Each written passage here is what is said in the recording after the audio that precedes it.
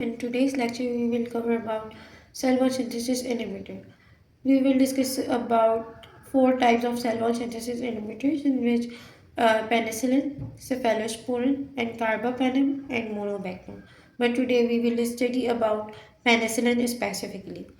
So, what basically cell wall synthesis inhibitors are? So basically the cell wall synthesis inhibitors are ये जो है वो drugs होती हैं जो कि सिलेक्टिवली इंटरफेयर कर रही होती हैं बैक्टीरियल सेल वॉल की सिंथेसिस के अंदर। सेल वॉल सिंथेसिस इनहिबिटर्स के जो मोस्ट इम्पॉर्टेंट मेंबर्स हैं वो बीटा लैक्टीन एंटीबायोटिक्स हैं और वेंकोमाइसिन है।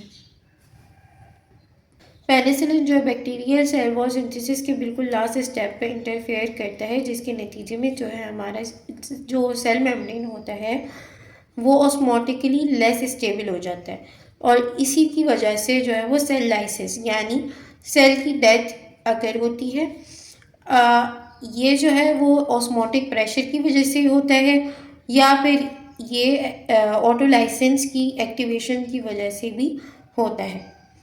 तो इस वजह से ये ड्रग्स जो हैं बैक्टीरिसाइडल हैं यानी they have the ability to kill bacteria. So if we talk about penicillin mechanism of action, so it works through three mechanisms. First of all, penicillin binding protein सबसे पहले जाके penicillin bind करेगी protein के साथ।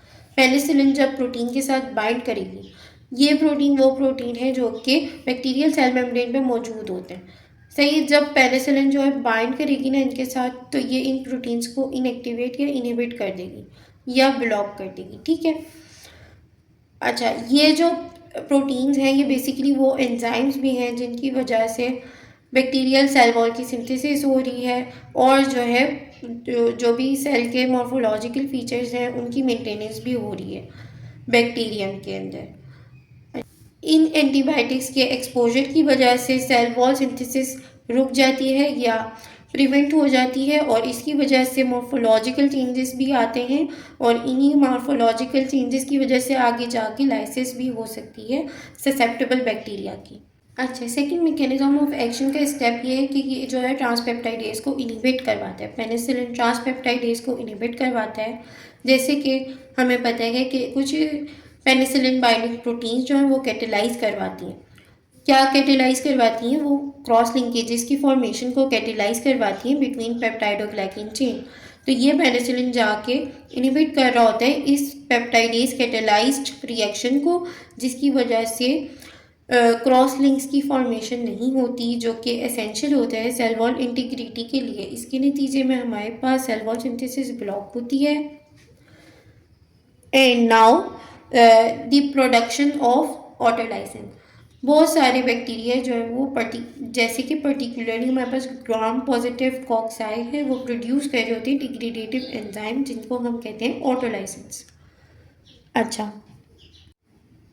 तो ये ऑटोलाइसिन्स क्या है? बेसिकली ऑटो का मतलब होता है सेल्फ और लाइसिन का मतलब होता है ब्रेक और डिस्ट्रॉय। यानी नाम से जाहिर है कि अपने आप को ये जो है वो ब्रेक या फिर डिस्ट्रॉय कर रहे होते हैं, करा रहे होते हैं ये डिग्रेडेटिव एंजाइम्स। अच्छा, ये जो है हेल्पफुल भी है बैक्टीरिया के लिए। ये किस तरीके से हेल्पफुल है कि ये ग्रो में हेल्प करता है उनको, और जब जो है उनको सेल के डिवीज़न में यानी जब सेल डिवाइड होते हैं दो न्यू सेल्स में तब हेल्पफुल होता है और remodelling of their cell wall के अंदर ये यूज़फुल है। मगर कुछ एंटीबायोटिक्स जैसे कि पेनिसिलिन जो है वो ब्लॉक कर दी थी सेल वॉल फॉर्मेशन को। इस सूरत में ऑटोलाइसिन जो वो टूटता रहता है, यानी ये जो एंजाइम ऑटोलाइसिन है ये सेल वॉल को तोड़ता रहता है, जिसके नतीजे में सेल बैक्टीरियल सेल जो है वो बर्स्ट हो जाता है, वो बैक्टीरियल सेल डेथ हो जाती है। नाउ अगर हम इसके एंटी बैक्टीरियल स्पेक्ट्रम की बात करें तो पेनिसिलिन जो है वो इजीली हमारे ग्राम पॉजिटिव माइक्रो ऑर्गेनिज्म की सेल वॉल को ये क्रॉस कर सकती है, ट्रांसवर्स कर सकती है, जिसकी वजह से जो है अगर किसी में पेनिसिलिन रेजिस्टेंस नहीं है तो ये जो है ससेप्टेबल रहेगी उन माइक्रो ऑर्गेनिजम्स के लिए, ये ड्रग ससेप्टेबल रहेंगी। वाइल जो ग्राम नेगेटिव माइक्रो ऑर्गेनिजम्स हैं उनके अंदर हमें पता है कि उनकी सेल वॉल जो है वो सराउंडेड होती है बाय लाइपोपॉलीसैकेराइड मेम्ब्रेन। एक आउटर थिक लेयर होती है लाइपोपॉलीसैकेराइड मेम्ब्रेन। ये जो मेम्ब्रेन है ये एक्ट कर रही होती है as a barrier for the water soluble penicillin, जिसकी वजह से हमारी जो पेनिसिलिन है वो सेल मेम्ब्रेन या सेल वॉल क्रॉस ही नहीं कर पाता। अब ये हमारे पास कुछ टाइप्स हैं पेनिसिलिन की। हमारे पास जो है, अच्छा अब हम नेचुरल पेनिसिलिन की बात करें अगर, तो हमारे पास मैंने जैसे पहले बताया कि 2 पेनिसिलिन हैं जो नेचुरल हैं। एक है पेनिसिलिन वी जिसको ओरली दिया जाता है और दूसरी है पेनिसिलिन जी जिसको इंट्रावेनसली एडमिनिस्टर किया जाता है। मगर हमारे पास ये 2 पेनिसिलिन जो है वो for the treatment of bacteria use नहीं होते। बैक्टीरिया क्या है? Bacteria in the blood. ये क्यों नहीं यूज़ होते इसकी ट्रीटमेंट में? क्योंकि ये जो है इनका एब्जॉर्प्शन ब्लड में नहीं होता या पुअर एब्जॉर्प्शन होता है, ठीक है। और जो पेनिसिलिन वी है ये ओरली हम इसलिए भी दे सकते हैं क्योंकि ये एसिड स्टेबल है as compared to penicillin G, और ये जो है ज़्यादातर इसी वजह से ओरली दी जाती है for the treatment of infections. अब हमारे पास है एंटी स्टेफाइलोकोकल पेनिसिलिन्स जो कि स्पेशल पेनिसिलिन्स हैं। इनको स्पेशली हम जो है स्टेफाइलोकोकस बैक्टीरिया की ट्रीटमेंट में देते हैं। स्पेशली वो स्टेफाइलोकोकस बैक्टीरिया जो कि पेनिसिलिनेस बीटा लैक्टेमेस एंजाइम को प्रोड्यूस कर रहे होते हैं। ये पेनिसिलिनेस एंजाइम बेसिकली कर रहा क्या होता है? ये पेनिसिलिनेस ये पेनिसिलिन की एक्टिविटी को इनहिबिट करवा रहा होता है, ठीक है। ये इनएक्टिवेट करवा रहा होता है बेसिकली पेनिसिलिन को। तो अब क्या कि ये जो एंटी स्टेफाइलोकोकल पेनिसिलिन्स हैं ये जैसे नॉर्मल पेनिसिलिन हैं वो इसके थ्रू आराम से डिस्ट्रॉय हो सकती हैं बाय दिस एंजाइम पेनिसिलिनेस, मगर जो एंटी स्टेफाइलोकोकल पेनिसिलिन्स हैं वो रेजिस्टेंट होती हैं इस पेनिसिलिनेस एंजाइम से। तो इस वजह से इनका इफ़ेक्ट जो है वो प्रोड्यूस होता है on staphylococcus bacteria, and we used to treat staphylococcus bacteria through this type of penicillins. Now we have extended spectrum penicillins जिसके अंदर हमारे पास एम्पिसिलिन है और एमोक्सिसिलिन है।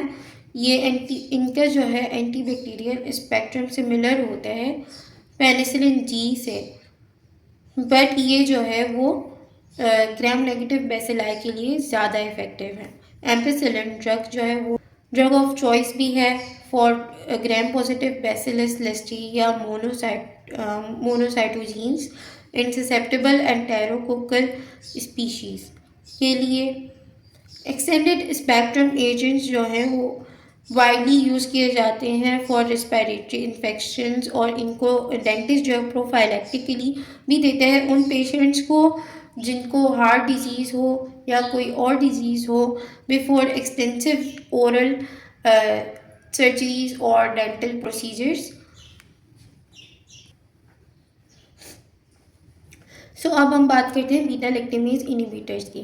सो बेसिकली फॉर्मुलेशन जिनके अंदर जो है बीटा लैक्टेमेज इनहिबिटर्स मौजूद होते हैं। बीटा लैक्टेमेज इनहिबिटर्स जैसे कि क्लेवियोलिक एसिड और सेल्बेक्टिन, तो ये प्रोटेक्ट करते हैं एमोक्सिसिलिन या एम्पिसिलिन को respectively from their enzymatic hydrolysis, यानी उनकी एंजाइमेटिक हाइड्रोलिसिस को ये प्रोटेक्ट कर रहे होते हैं या प्रिवेंशन दे रहे होते हैं, जिसकी वजह से उनका एंटी माइक्रोबियल स्पेक्ट्रम जो है वो एक्सटेंड कर जाता है। फॉर एग्जांपल जो है without the beta lactamase inhibitors MSSA is resistant to ampicillin and amoxicillin. Now we have anti pseudomonal penicillins.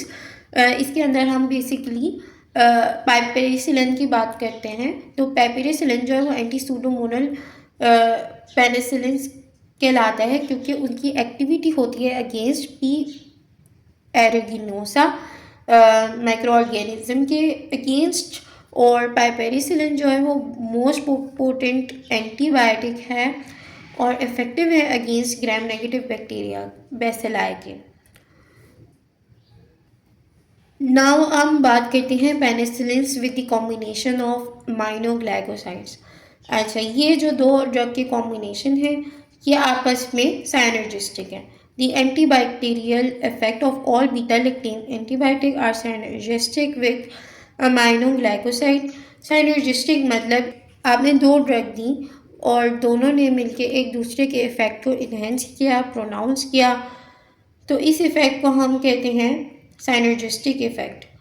अच्छा, अब ये हो किस तरीके से रहा है इफ़ेक्ट प्रोड्यूस।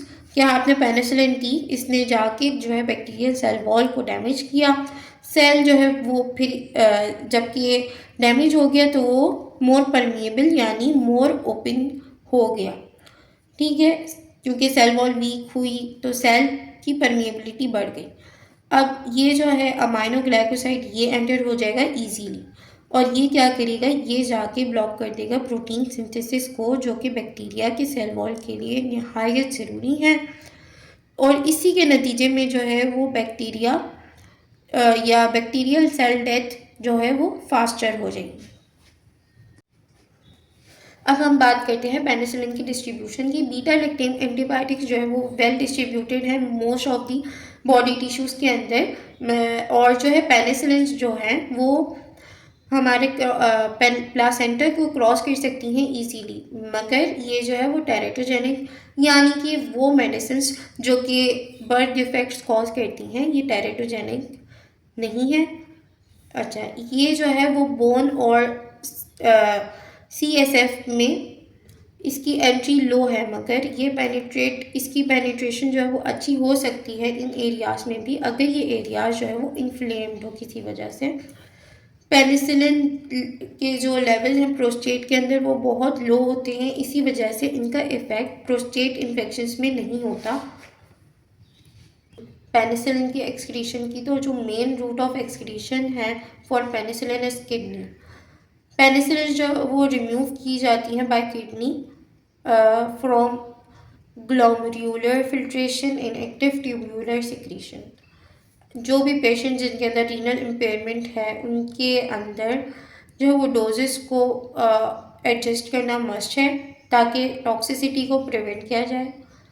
हमारे पास एक ड्रग है प्रोबेनिसिड, ये क्या करता है, ये ब्लॉक कर रहा होता है ट्यूब्यूलर सिक्रीशन को ये ब्लॉक कर रहा होता है, जो कि हमारे पास सोर्स है पेनिसिलिन को रिमूव करने का एक्टिव ट्यूब्यूलर सिक्रीशन, लेकिन ये जो है जाके इसी को ही ब्लॉक कर देता है, जिसकी वजह से ब्लड लेवल्स के अंदर हमारे पास पेनिसिलिन इंक्रीज कर जाता है और इस इंक्रीज होने की वजह से हमारे पास पेनिसिलिन का एक्यूमुलेशन हो सकता है और आगे जाके टॉक्सिसिटी प्रोड्यूस हो रहा होता है।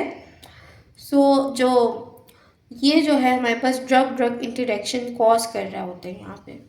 अच्छा, हमारे पास कुछ एक्सेप्शंस हैं, यानी ये वो ड्रग्स हैं जो कि मेनली किडनी के ज़रिए एक्सक्रीट आउट नहीं होती, जिनके अंदर हमारे पास नेफिसिलिन है, डेक्लॉक्सेसिलिन है, ऑक्सासिलिन है। अच्छा, और पेनिसिलिन जो है वो हमारे ब्रेस्ट मिल्क के थ्रू भी एक्सक्रीट आउट हो सकता है।